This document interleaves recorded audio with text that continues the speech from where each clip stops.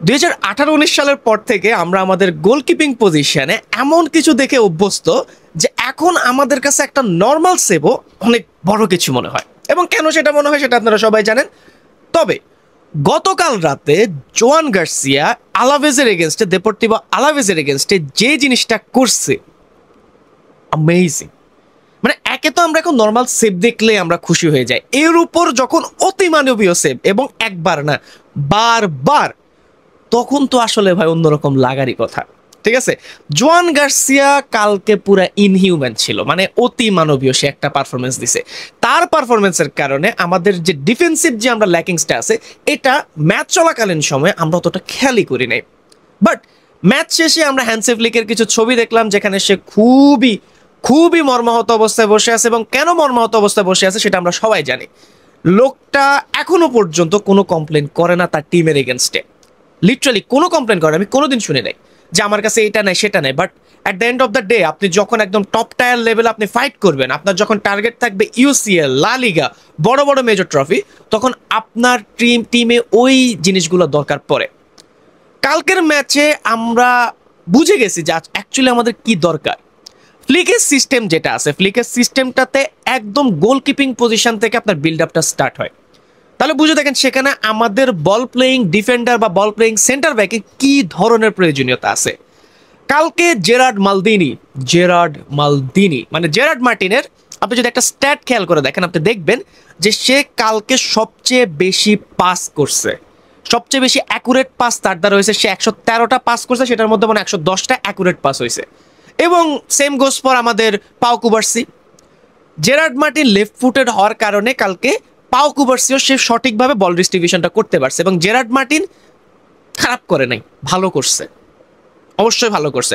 এখন আমি এটা হয়তো একটু বিট কন্ট্রোভার্সিয়াল হবে, বাট এই স্টেটমেন্টটা আমি দিতে চাই যে যেহেতু আরাহো ঠিকভাবে পারফর্ম করতে পারতেছে না, তা আমাদের নেক্সট যে ইউসিএল এর ম্যাচগুলো আছে বা নেক্সট যে বিগ ম্যাচগুলো আছে, সেখানে কেন আমরা জেরার্ড মার্টিনকে ট্রাই করবো না as a centre back duo of পাও কুবার্সি। তার সেন্টার ব্যাক ডুও হিসেবে আমরা জেরার্ড মার্টিনকে তো আমরা রাখতেই পারি। দেখেন ফ্লিকের সিস্টেমে একটা লেফট ফুটেড সিবি দরকারই আছে, এবং কেন দরকার আছে সেটা কালকের ম্যাচ দেখলে আমরা বুঝতেছি।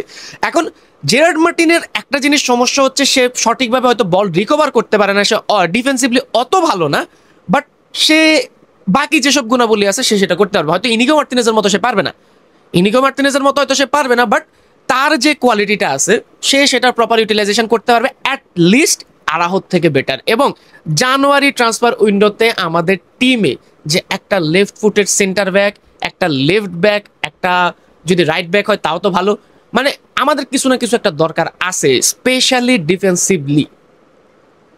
অ্যাটাকিং ওয়াইজ যদি কথা বলি, কালকে রাফিনহা ইজ ব্যাক। মানে আমাদের টিমে এতদিন ধরে যে একটা মিসিং পাজেল ছিল, সেই পাজেলটা মনে হয়েছে কালকে চলে আসছে। যখন রাফিনা, লেওয়াল, ইয়ামাল আমাদের সেই গোটেড ফ্রন্ট থ্রি যখন স্টার্ট করছে, তখনই বুঝা গেছে খেলাটার মধ্যে কি ধরনের একটা স্পার্ক দেখা গেছে। ফার্স্ট মিনিটে 40 সেকেন্ডের মাথায় আমরা 1-0 গোলে পিছিয়ে গেছিলাম, এবং সেটা খুবই মানে আমি এখানে আসলে কার যে দোষ দিব এটাই বুঝতেছি না। মানে এখানে ভাগ্যের দোষও দেওয়া যায়, প্লেয়ারদের দোষও দেওয়া যায়। জোয়ান গার্সিয়া ডাইভ করছিল, বাট তার আগে বলটা ঢুকে গেছে। সো 40 সেকেন্ডের মাথায় বার্সেলোনা পিছিয়ে গেছিল। তবে আমরা জানতাম যে এটা আমাদের ক্লাবের 126তম বার্থডে, আমরা ক্যাম্প নোতে আসি, আমাদের মধ্যে সবকিছু আছে। স্পেশালি আমাদের রাফিনা ব্যাক করছে, এবং রাফিনা যে কি কোয়ালিটির প্লেয়ার, সে যে কি ধরনের লিডার মেন্টালিটি রাখতে পারে, সেটাই সে কালকের ম্যাচে দেখাই দিছে। স্কোর শিটে আপনি হয়তো তার একটা অ্যাসিস্ট দেখতেছেন, বাট বার্সেলোনার প্রথম গোল, সেকেন্ড গোল, যে দুইটা গোলই হয়েছে সেখানে তারই অবদান। দুইটা শট সে এত নিখুঁতভাবে সে পাসগুলা দিছে, লেওয়ার পাটা না লাগলে সে দুইটা অ্যাসিস্টই পাইত। সো রাফিনা সহ এই টিমটা একটা আনরিয়াল একটা বুস্ট পায়, এবং যখন জোয়ান গার্সিয়ার মতো কিপার আপনাকে অতিমানবীয় সেভ দিবে, তখন টিমের মধ্যে যে স্পার্কটা আছে, টিমের মধ্যে যে জেটটা আছে, সেটা আরো বেশি বুস্ট আপ হয়। যখন আপনার সমর্থকরা আপনার নাম ধরে চিল্লাচিল্লি করতেছে, তখন তো আর আনবিলিভেবল অবস্থা।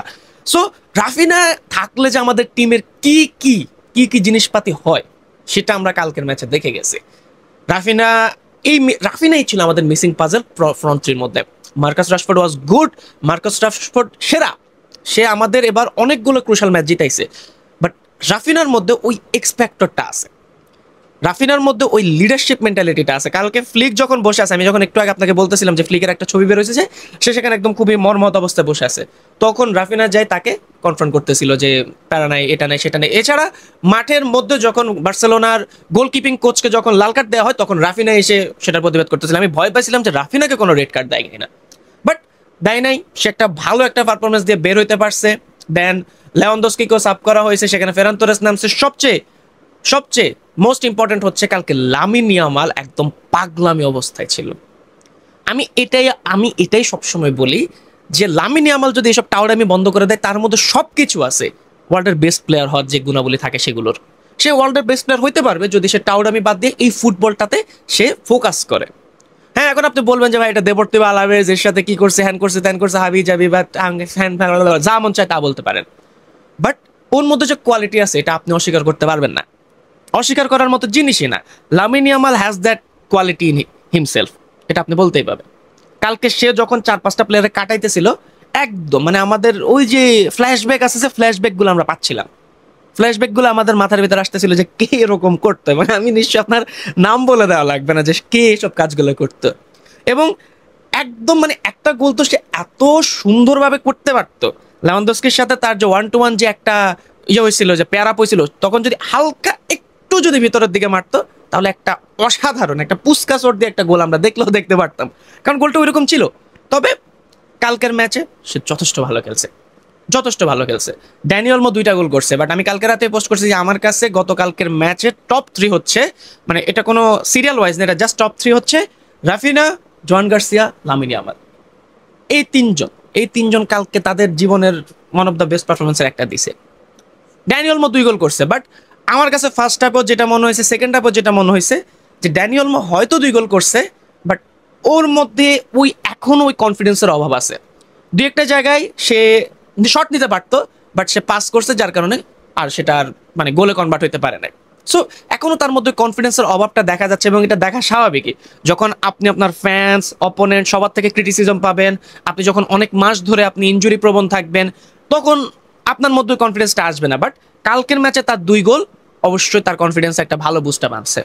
সো এই ছিল কালকের ম্যাচের কথা। এবার আসি মোস্ট ইম্পর্টেন্ট যে কথা, পেদ্রি ইজ ব্যাক।